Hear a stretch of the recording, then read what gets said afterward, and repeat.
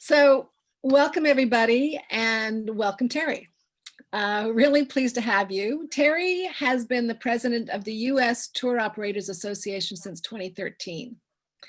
And one of his many responsibilities in that position is to work on issues and challenges affecting tour operators along with other travel industry leaders and decision makers. And I guess he's had a busy year, because there have definitely been challenges, there.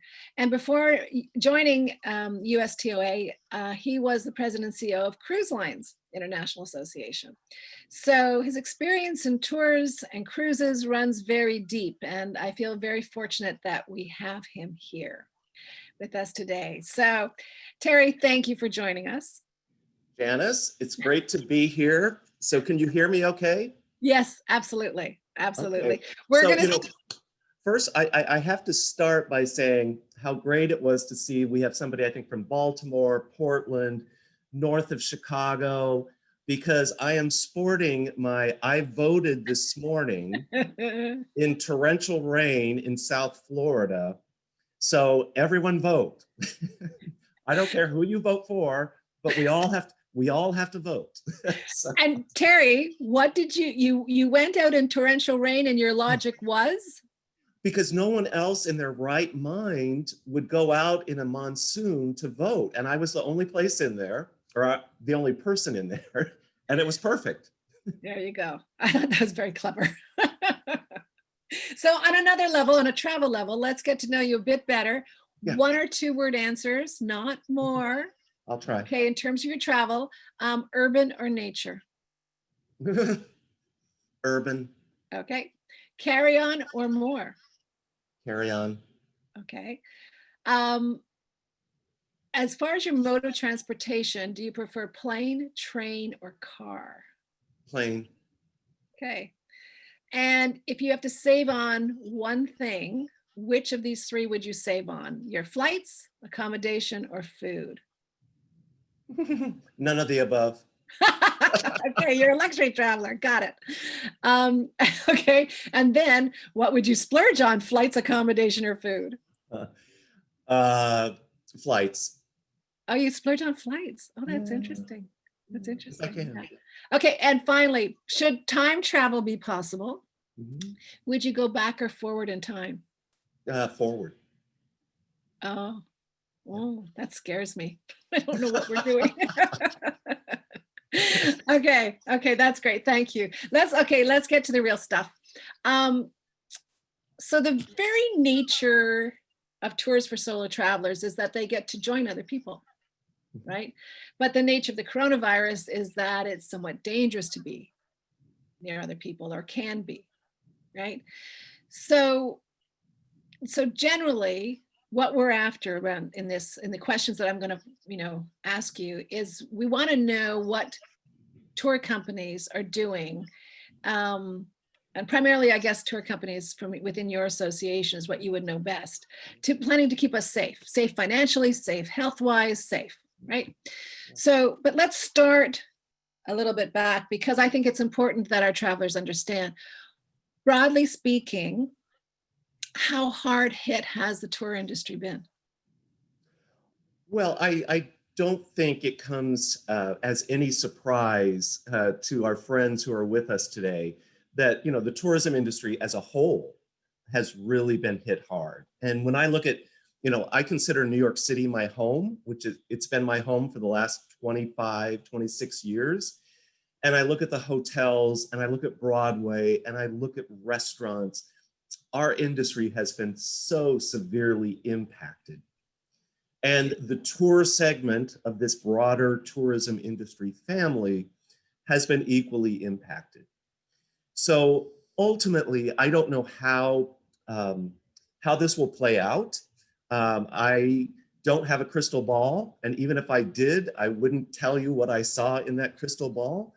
But we're hoping for the best. And there are a lot of lessons that we're taking away from this pandemic experience to apply to future travel, so that people do have confidence in going back, whether it's in a plane, on the rail, or in a car, we want to instill that consumer confidence. And that's kind of a real focal point for us right now.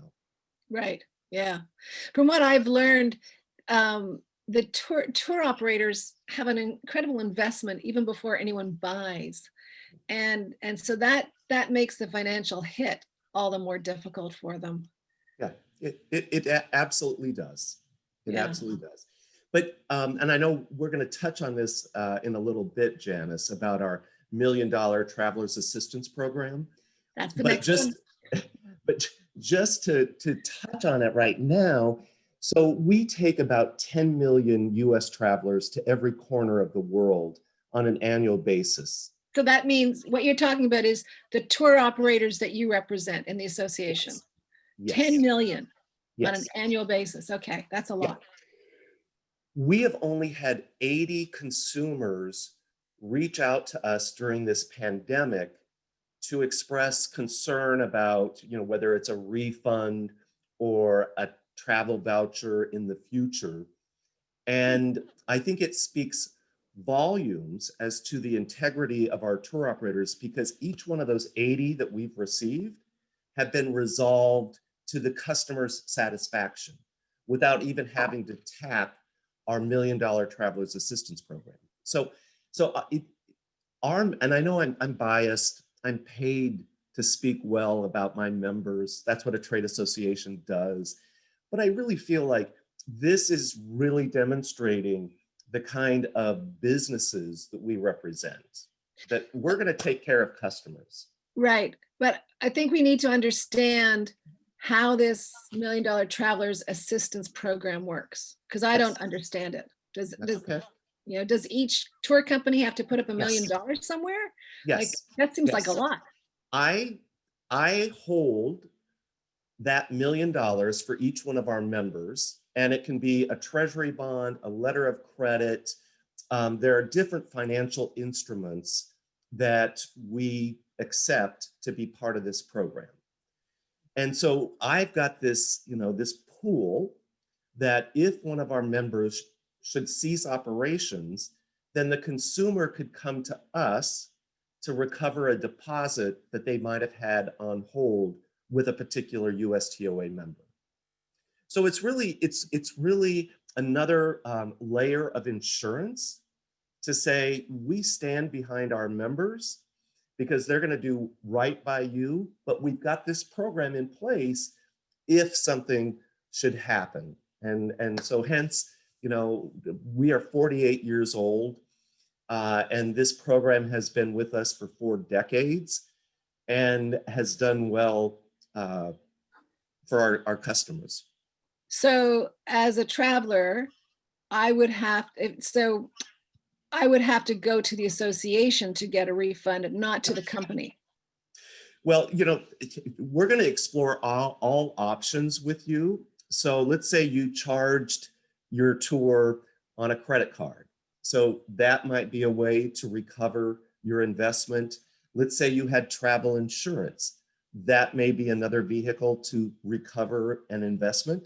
And then we've got our program. So what I have only, Janice, in my, a decade, I've been at USTOA now.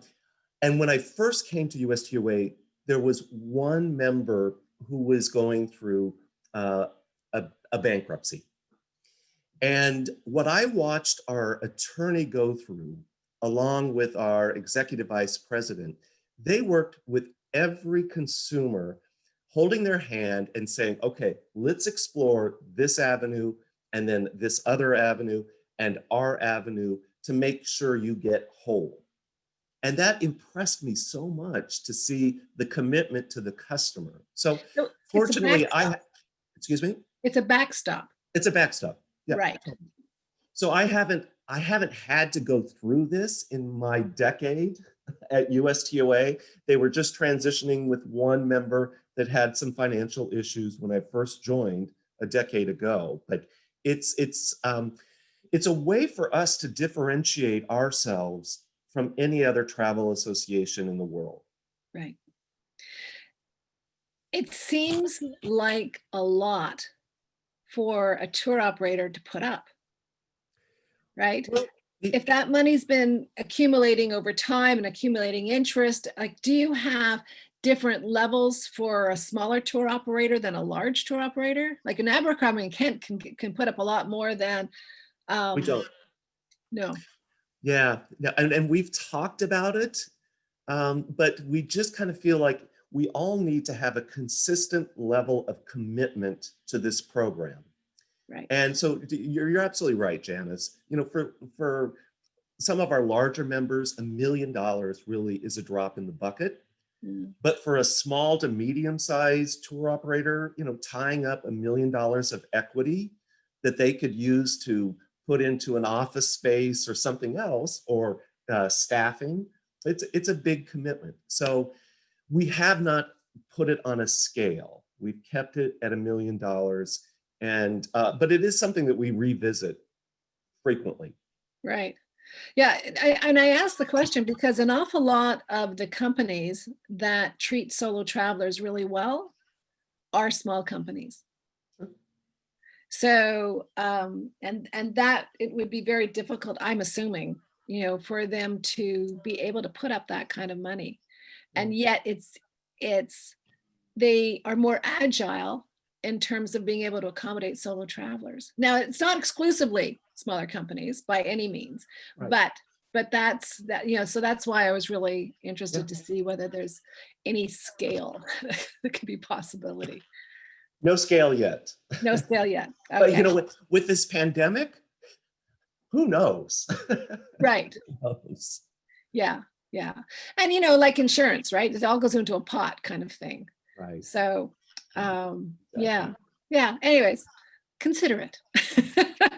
I suggest.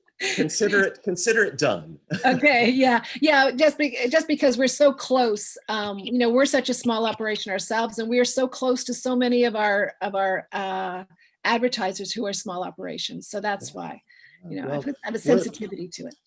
hey, I've been using the phrase the last few months during this pandemic, small is the new big. Okay. And so you don't have to talk to me about being small. I have a team in Manhattan of 6 people, of which now we're 3. And yet we're still trying to conduct business as usual with half of a staff. Right. So I hear you. Yeah. So I keep saying small is the new big, because we saw this trend over the last 2 to 3 years with groups, you know, where smaller groups were picking up momentum. And I think that, you know, right now in this pandemic, that, you know, traveling within a pod or a bubble of people that you trust and you know is going to continue to grow once we get through this. So I think small is the new big. Right. Right. If that makes sense. Yeah, yeah. Now I'm hoping that for the next couple of questions, you can actually broaden your, Okay. because you have a good understanding of the industry as a whole, not just your members. So we are receiving emails and comments all the time that people just really want to get back to travel, and, you know, when it is reasonable to do.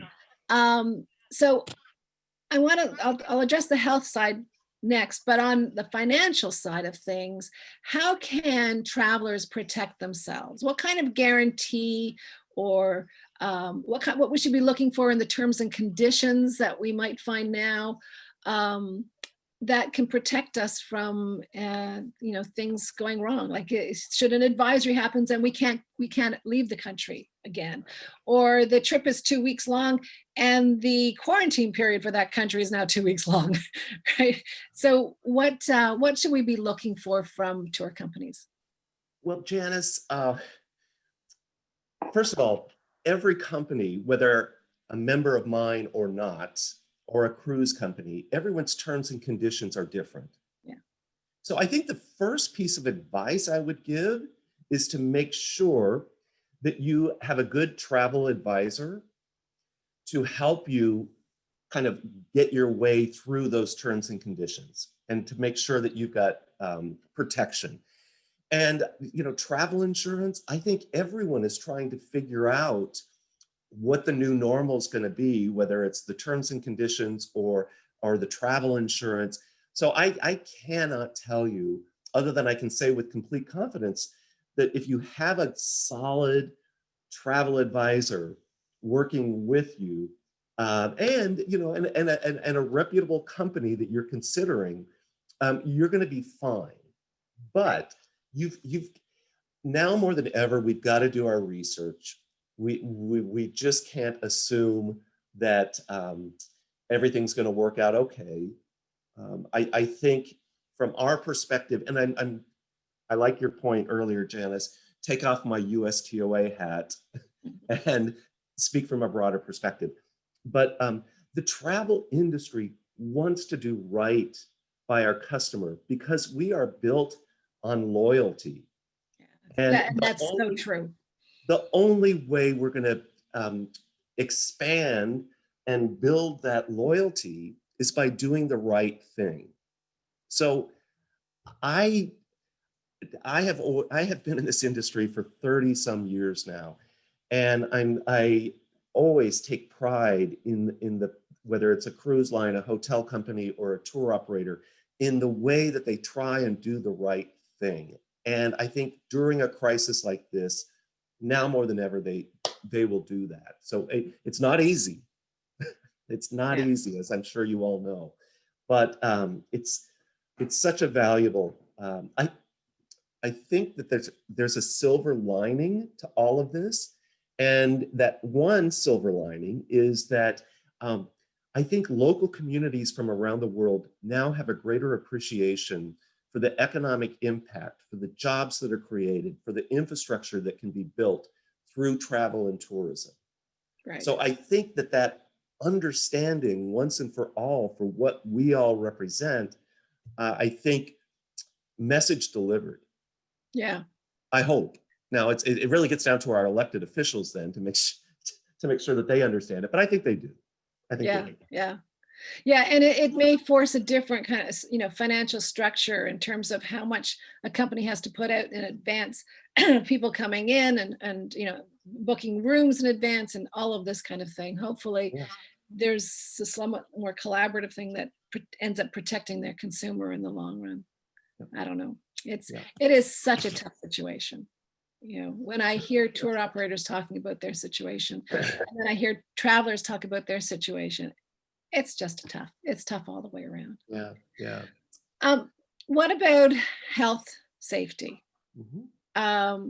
Have there been any protocols established? Yes. For tour companies, is there a general standard that's been established that travel consumers can say, okay, that company is following this set of standards. This is the seal that they've got or whatever. Yeah. So Janice, one of the things I did back in early May or end of April, it's all kind of a blur. But anyway, I reached out to my colleagues at the European Tour Operator Association, and then also the Canadian Association of Tour Operators, to work with me at USTOA to collectively build guidance for our respective members. Because I had to assume that they were all, in different stages of doing this, but why have three associations come out with three different sets of guidelines, and then our members try and piecemeal and make it all work? So we collaborated, created what we call Tour Care, and it's a base. It's a base for our members to follow as guidance.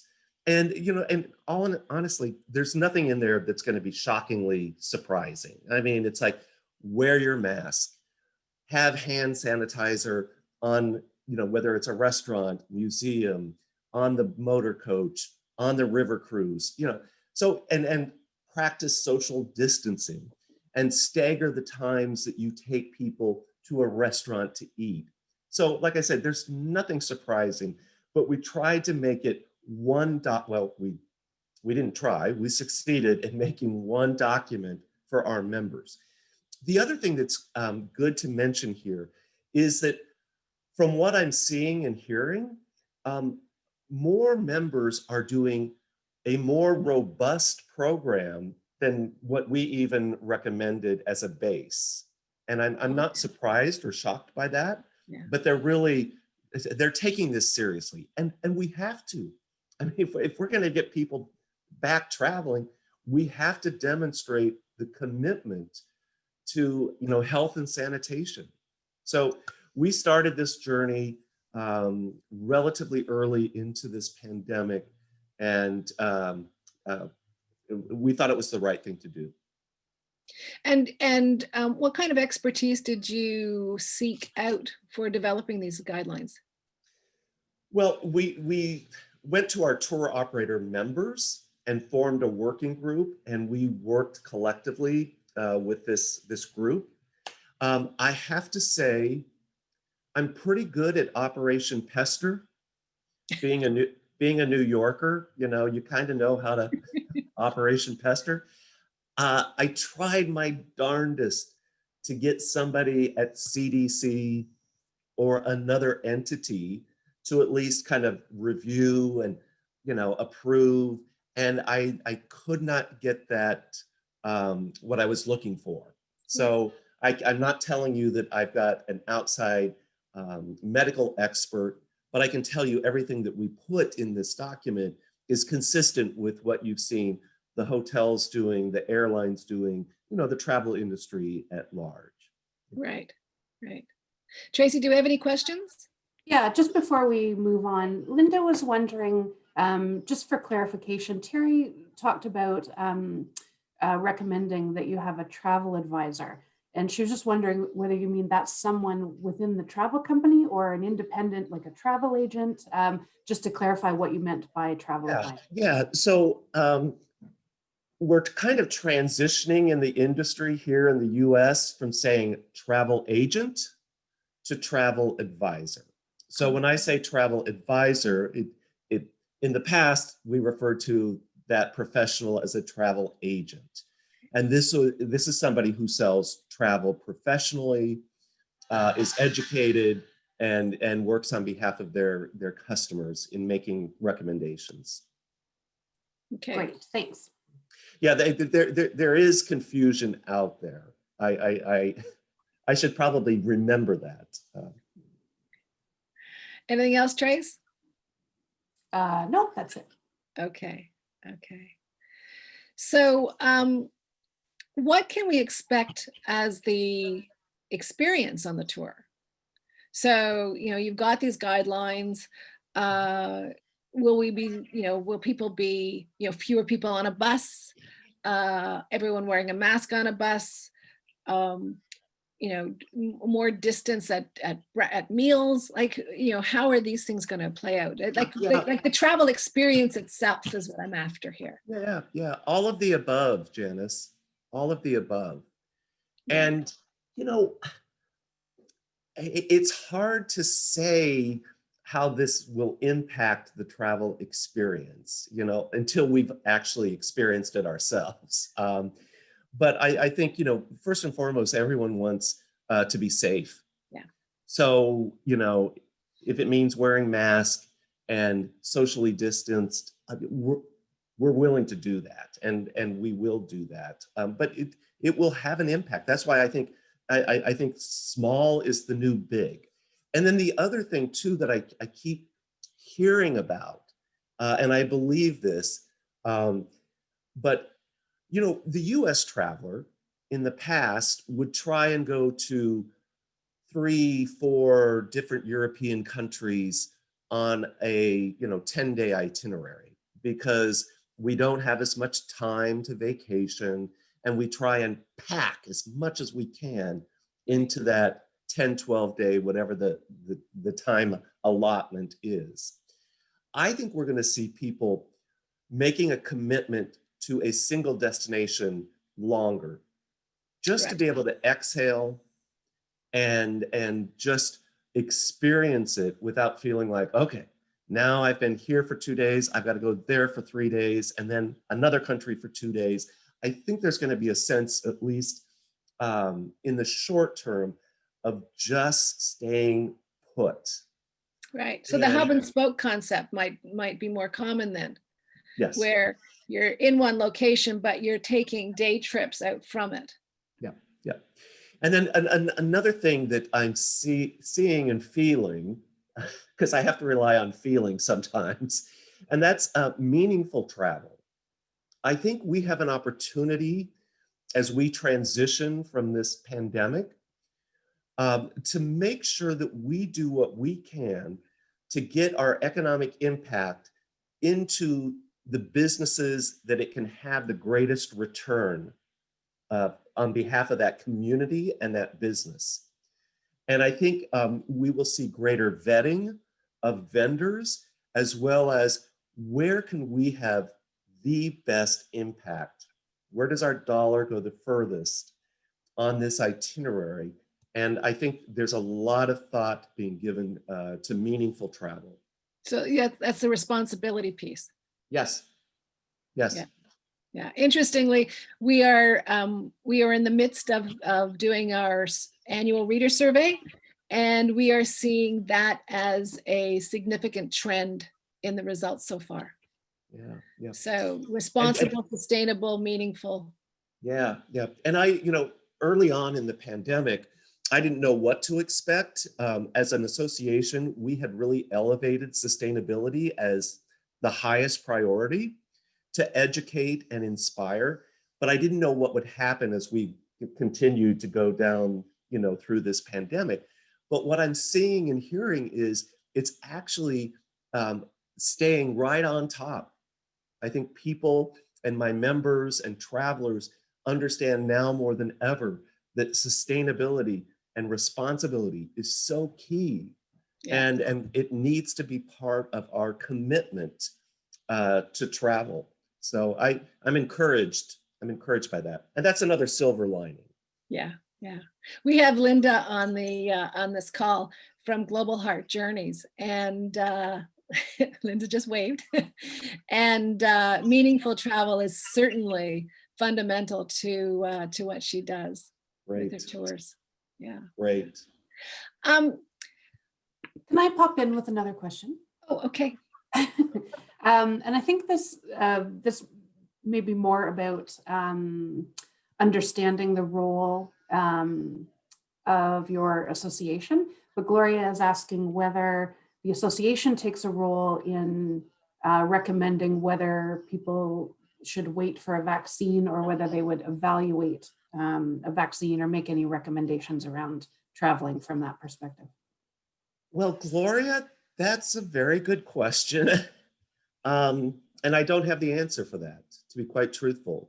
It is not something that we have discussed, but now that you raise it, I'll put it on my executive committee and board call in 2 weeks. Typically a trade association wouldn't get into, endorsing or saying, you should take this vaccine. But you know what? We need to have that conversation. So I don't know the answer. We haven't had that conversation, but I think we should. I think we should. Do you see, okay, so I get to ask again, I guess. If we're on a tour and the protocols are not being followed, so that, they've indicated in advance that these are the protocols that they're going to follow, and they're not being followed, either because the other travelers have chosen to not follow them, or because the tour guide, the leader, trip leader, has not enforced them. What kind of recourse or what should one do? Well, I think you should feel comfortable in addressing it with the group leader or the tour guide, saying, some of my fellow colleagues on this tour, I don't feel are practicing the kind of guidelines that I was told were going to be followed.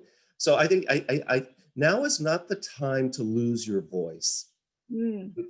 It's not the time to lose your voice. So I think you need to express it.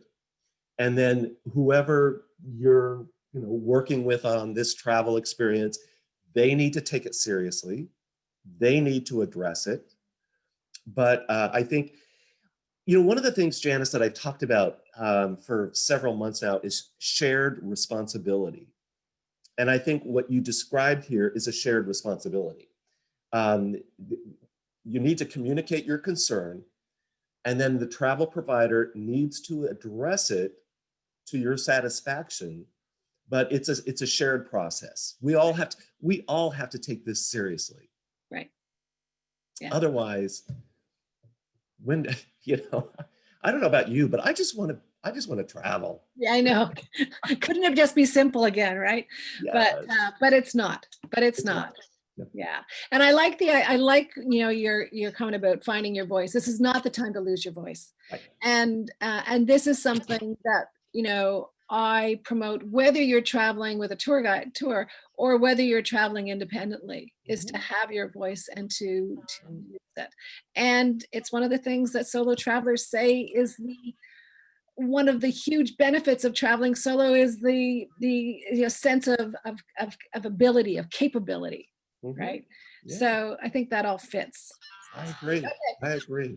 Yeah. So we've got one last question, and we know we've only got you for about 7 minutes more because you have to go on to another meeting. But just the one last question. What's your best advice for travelers when buying or taking a tour? Just, capsulize if you could. Work with a travel advisor / travel agent. Right.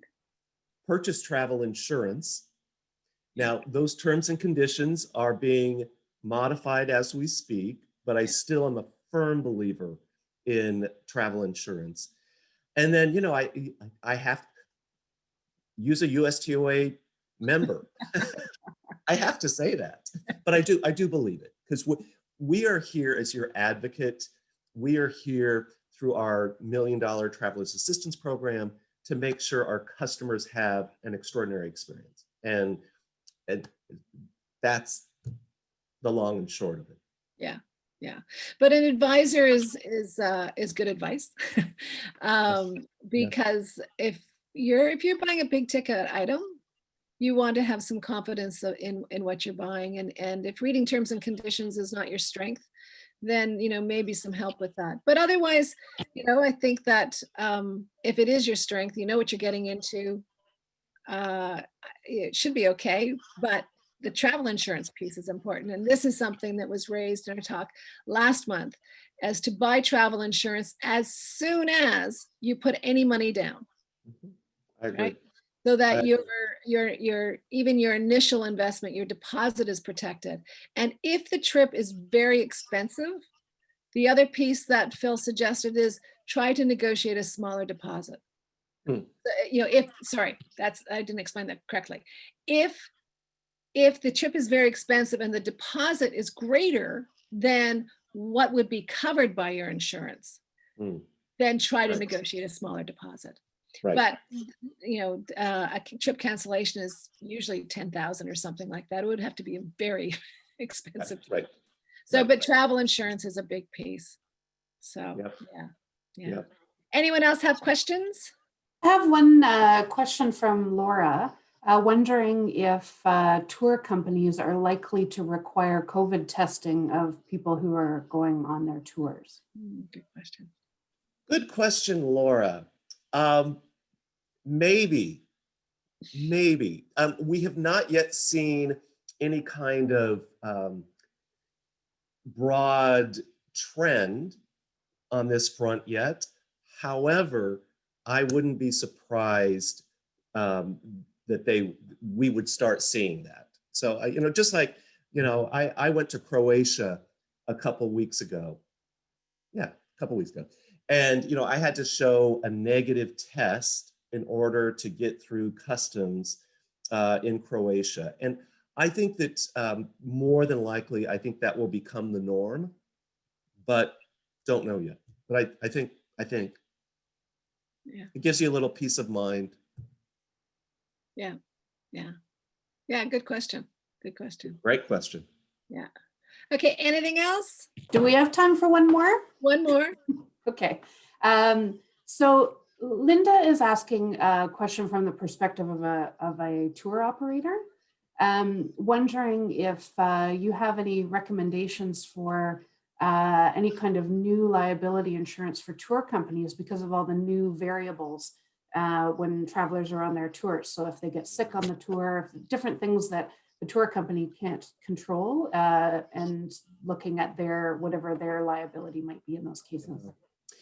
So one of the things I shared with Janice and Tracy before we started our conversation today was that during this pandemic, I have become more comfortable with saying, I don't know the answer. And so I'm not going to try and give legal advice because I don't know the answer. So I'm happy to do some digging, but I'm not going to try and make something up because I don't know. Okay, so maybe I can do an intro between you and Linda. Sure. And if you've got some advice in terms of an insurance provider for this situation, you could offer that.